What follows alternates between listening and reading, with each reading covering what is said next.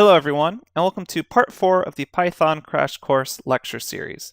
In this series of lectures, we'll be discussing lambda expressions, the map and filter functions, as well as just various methods you can use on different data types in Python. Let's go ahead and jump back to Jupyter Notebook to get started. Alright, here I am at the Jupyter Notebook. Last time we left off on discussing how you can create your own functions in Python. Now what we're going to do is discuss the map and filter functions, and then how we can use lambda expressions instead of writing a full function out. Let me go ahead and quickly review how to write a function. You just use the keyword def for def, the function name. In this case, I'm going to call this function times2. It'll accept some variable as an argument, var, and then it will just go ahead and return that variable multiplied by 2, which means if I call times2 on a number such as 5, it returns 10. Now let's go ahead and discuss the map function. I'm going to make a sequence called seq, and it's going to be a list, 1, 2, 3, 4, 5. Now let's say I wanted to actually apply this function times2 to every single element in this list and then output the list. Well, I could use a for loop to do that and then append the results to another list. However, map is a built-in function in Python that allows you to save that step. If you go ahead and type in map, you can do Shift-Enter to actually see the documentation string for map, but basically it's going to create an iterator that computes the function using arguments from each of the iterables. Let me go ahead and explain just in kind of a clear, simple English what that actually means. You're going to say map, pass in a function, for instance, times2, and then the sequence you want to map that function to. And if you run that, it'll report back that you have a map at this particular place in memory. If you actually want to execute this map and get the result back as a list, you cast this into a list by using the built-in list function. And then this will finally return this function mapped to every element in that sequence and return it as a list. And now we can see that we have every element multiplied by 2. So now we have 2, 4, 6, 8, 10 instead of 1, 2, 3, 4, 5.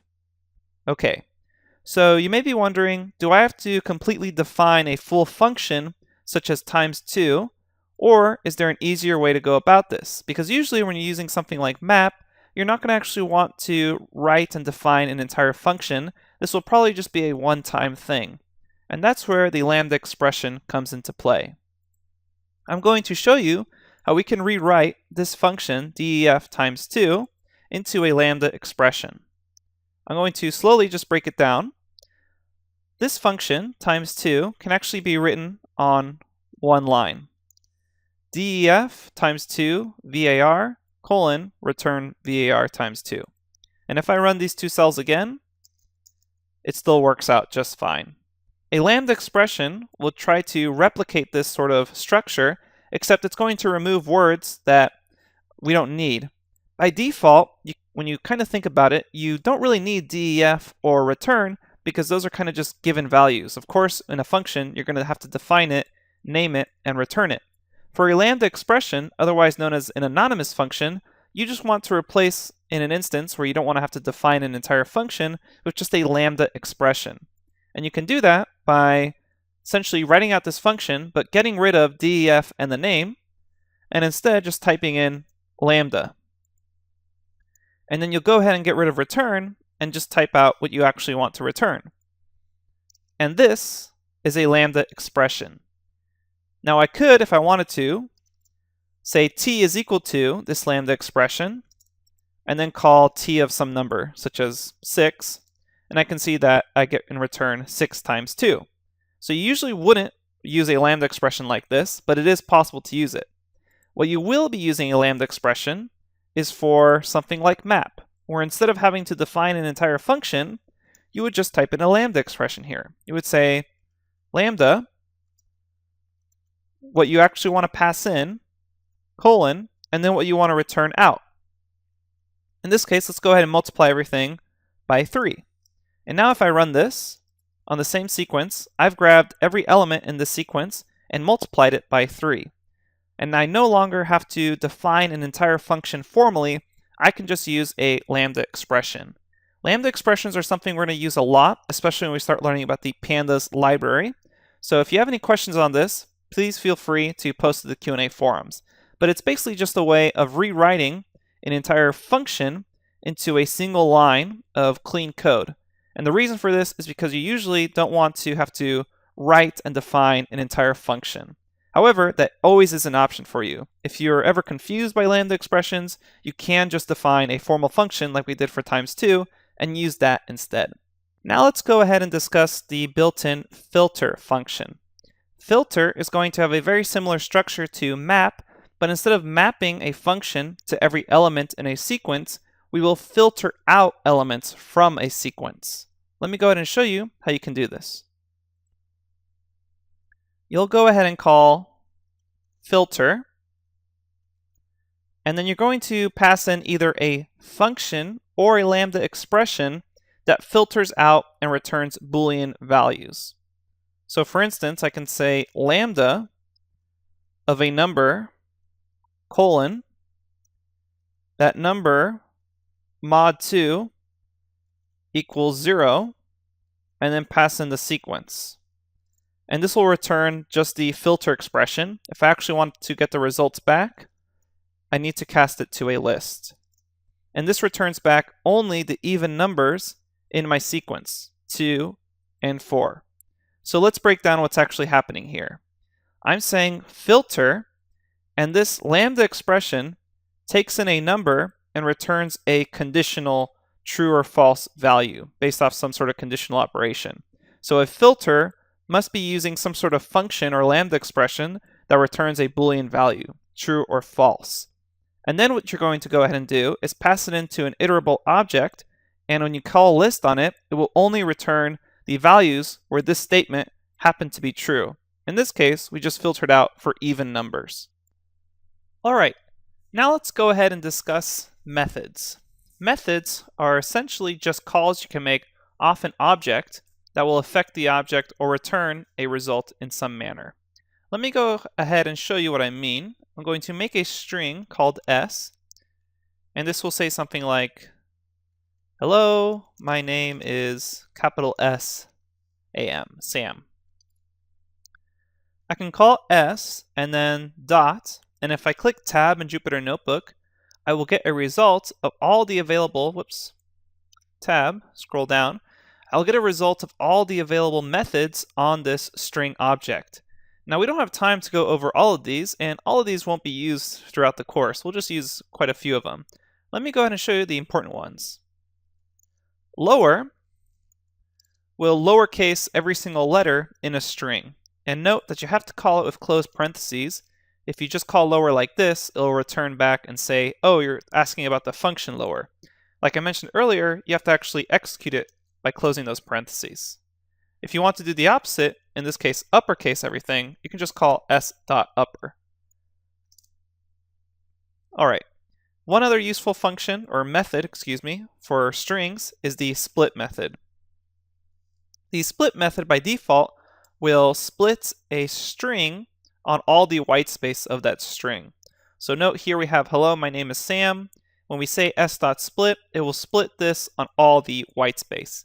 That's going to be really useful for text analysis later on in this course.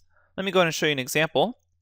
Let's say we have a tweet that says something like, go sports, hashtag sports. If we say tweet.split, this will split the text into a list based off the white space. But we can actually pass in a string into split to split on particular elements or characters. If I pass in hashtag and run this, it will split the string where it finds a hashtag, meaning it'll have the message and then at the end have a hashtag. And this will actually return a list that we can then index. So if I just want to grab the hashtag, I can say brackets 1 and it'll return sports. So we can already see how this would be useful if you just wanted to grab hashtags from some example tweet strings. Okay, those are useful methods for a string, upper, lower, and split. Those are the ones we're going to be using throughout the course. let me show you something you can do with dictionaries. So remember a dictionary, let's go ahead and see if we have an old one. Well, let me reassign this then to be K1 with a value of 1, and then we'll say K2 is a key with a value of 2. All right, so here's my dictionary. K1 is 1, K2 is 2. Now we can say D dot, and you can click tab to see the various methods available to you. Some useful ones are the keys method, and this just returns the keys of the dictionary. If you ask for items, this returns the dictionary items. And then we can also just ask for, if we look at D, you can say pop or get or values. So if you just want the values of the dictionary, this returns the values. Keep in mind, dictionaries don't retain an order. We won't really be using keys, items, or values throughout the course, but I do want you to be aware of them. Some useful methods for lists. I'm going to go ahead and make a list, LST, say 1, 2, 3. You can pop an item off a list by calling pop, and this will pop and return the last item in the list. And then when you call a list, that change is permanent, which means if we go ahead and say list is 1, 2, 3, 4, 5, you can say item is equal to LST pop, and that will pop the last item off of that list. And if we call that item, it's been reassigned. 5 is now item, which was the list.pop.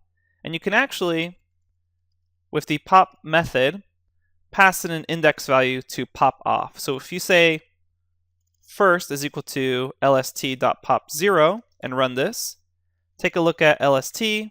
Now the index 0 has been popped off, and our first variable is that 1, which was the first element. So pop is a really useful method, and so is append, but we've actually already seen that. That just allows you to append a new item to the end of a list. All right, finally, a few more things I want to show you is the in operator.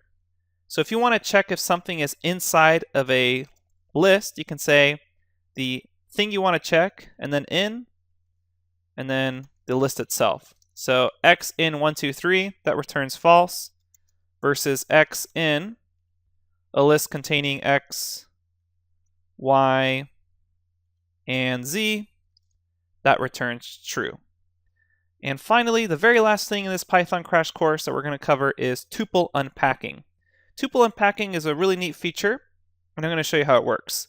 Imagine that you have a variable x, which contains a list of tuples. We'll have 1, 2, 3, 4, and then 5, 6. So here, if I look at x, the first item in x is a tuple of 1 and 2. And I can actually grab items from that tuple. So I can grab 1, or I can grab 2. I can also do something called tuple unpacking. And that's going to work when we're iterating through a list of tuples. This sort of formation of a list of tuples is really common in Python, and a lot of functions will return a result in this format, which is why we have tuple unpacking as an option. So we can say for item in x, print item.